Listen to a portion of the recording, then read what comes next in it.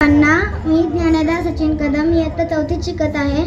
आज माझ्या वक्तृत्व स्पर्धेचा विषय आहे महाराष्ट्राची संस्कृती। आपल्या भारत देशातील पश्चिम भागातील एक विकसित राज्य म्हणजे महाराष्ट्र होय। महाराष्ट्राला अनेक नेते, महान संत, अनेक अज्ञात व्यक्तींनी महान व पावन बनवले। ज्यांनी स्वराज्याची निर्मिती केली असे ते छत्रपती शिवाजी महाराज याच महाराष्ट्रातले होते। ज्यांनी मुलींसाठी शिक्षणाचे दार उघडे केले अशा त्या सावित्रीबाई फुले व महात्मा फुले तेही याच महाराष्ट्रातले होते। ज्यांनी जगाला बंधुता व समता याची तत्वे दिली असे ते डॉक्टर बाबासाहेब आंबेडकर याच महाराष्ट्रातले होते। ज्यांनी अवघ्या 14व्या वर्षी संस्कृतमध्ये बुधभूषण ग्रंथ लिहिला असे ते छत्रपती संभाजी महाराज याच महाराष्ट्रातले होते। अशा या पावन व महान महाराष्ट्राची माहिती आज आपण जाणून घेऊया। महाराष्ट्र नावाचा उगम याविषयी प्रत्येकाची वेगवेगळी मते आहेत। ऋग्वेदात याला राष्ट्र म्हणले आहे व सम्राट अशोक यांच्या काळी याला राष्ट्रिक अशा नावाने ओळखले जायचे। महाराष्ट्राची मुख्य भाषा ही मराठी आहे।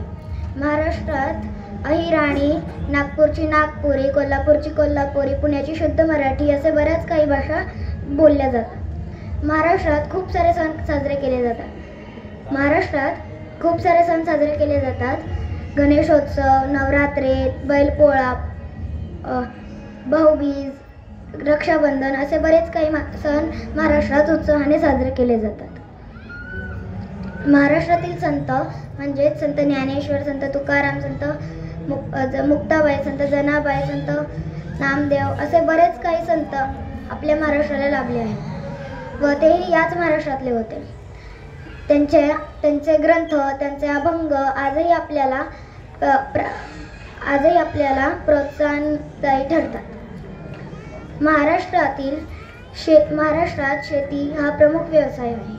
महाराष्ट्रातील शेती हा प्रमुख व्यवसाय असून महाराष्ट्रात शेती हा खूप महत्त्वाचा व्यवसाय आहे व महाराष्ट्राची स्थापना 1 मे 1960 रोजी झाली।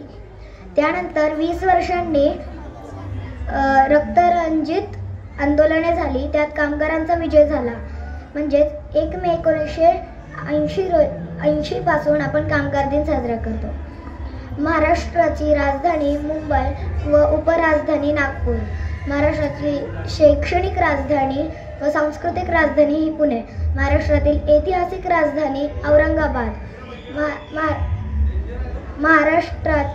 महाराष्ट्राची शैक्षणिक राजधानी ही पुणे व सांस्कृतिक राजधानी ही पुणे।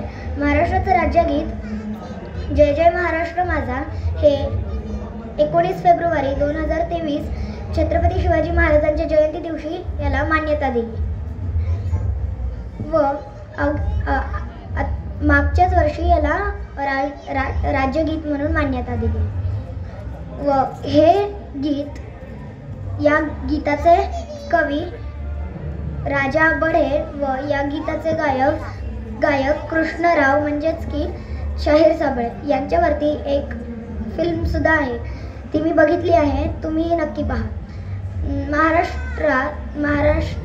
महाराष्ट्राचे प्रशासकीय 6 विभाग आहेत: कोकण, पुणे, नागपूर, नाशिक, औरंगाबाद व अमरावती।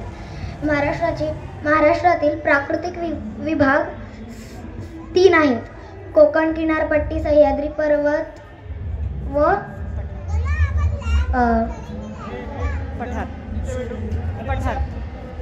मराठवाडा व